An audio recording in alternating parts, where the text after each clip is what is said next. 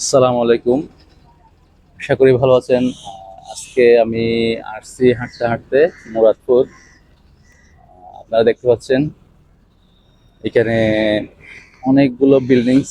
আর ফিনলের বিল্ডিংসে দেখেন, আমি একটু জুম করার চেষ্টা করতেছি, কত সুন্দর রং করানো হয়েছে। আর এটা যদি আপনি বাস্তবে দেখেন, আপনারা দেখতে আরো সুন্দর লাগবে। এবং পাশাপাশি দেখেন, আহ, আমাদের শহরে অন্যতম একটা বাণিজ্যিক সেন্টার এটা। এখানে অত্যাধুনিক সব সুযোগ সুবিধা সবগুলো আছে, বাট তাদের জন্য যাদের হচ্ছে টাকা আছে। এখন আপনি কিভাবে আপনার জীবনকে উন্নত করতে পারেন, সেই চেষ্টা আপনাকে করতে হবে। এখানে অলসো আপনি দেখতে পাচ্ছেন মেডিকেল সেন্টার। একটু সামনে গেলে একটা সুন্দর মসজিদ আছে, আর মেডিকেল ডক্টরস হসপিটাল আছে। পাশাপাশি আর একটু বাম পাশে পার্ক ভিউ হসপিটাল আছে।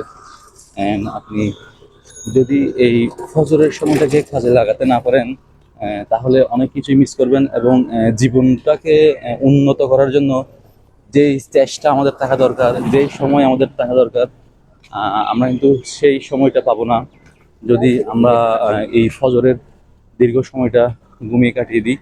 তাহলে জীবনের একটা সময় গিয়ে আমাদের কিন্তু খুবই আফসোস করতে হবে। আর আপনি আরো দেখতে পাচ্ছেন যে এটা মোহাম্মদপুর রোড, মুরাদপুর রোড। এটা কনস্ট্রাকশনের কাজ চলতেছে। আশা করি তারা দুর্নীতি করতেছে না, এই বিশ্বাসটা রাখতেছি। কারণ আমাদের দেশ একটা দুর্নীতিগ্রস্ত দেশ, অন্যতম দুর্নীতিগ্রস্ত দেশ, শীর্ষ দুর্নীতিগ্রস্ত দেশ।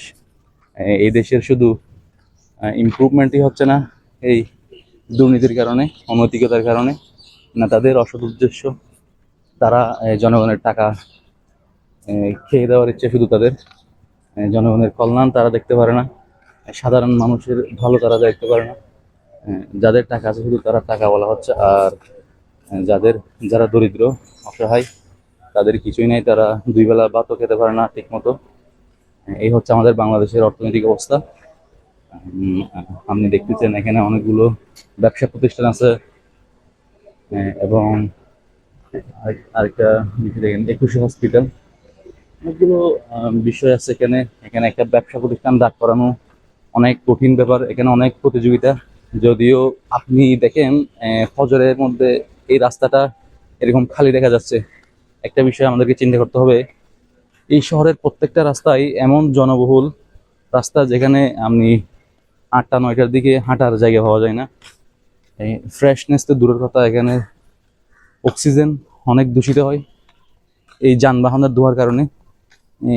এই ফজরের মুহূর্তটা যদি আপনি জীবনে আনতে পারেন, জীবনে যদি এই পরিবর্তন, এই বিপ্লবটা আনতে পারেন, তাহলে আপনার জীবন ইনশাআল্লাহ অবশ্যই অবশ্যই পরিবর্তন হয়ে যাবে।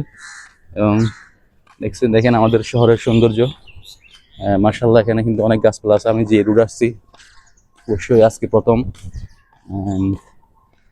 এভরি সিঙ্গেল ডে আমি জীবনটাকে নতুনভাবে দেখার চেষ্টা করতেছি। এবং এই গাছটাও দেখেন কত সুন্দর, মার্শাল্লাহ।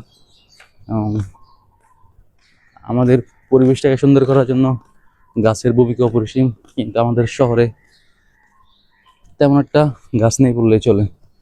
তাই আমাদেরকে চেষ্টা করতে হবে যতটুকু সম্ভব পরিবেশ রক্ষা করে কাজ করার জন্য, এবং কিভাবে এই শহরটাকে আরো সুন্দর করে সাজানো যায়, আরো পরিবেশ বান্ধব, আরো বসবাস উপযোগী করা যায়, সেই চেষ্টা আমাদের অবশ্যই চালানো রাখতে হবে।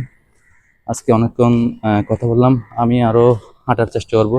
দোয়া করবেন যেন আমি আমার চেষ্টা চালিয়ে যেতে পারি। ধন্যবাদ। আসসালামু আলাইকুম।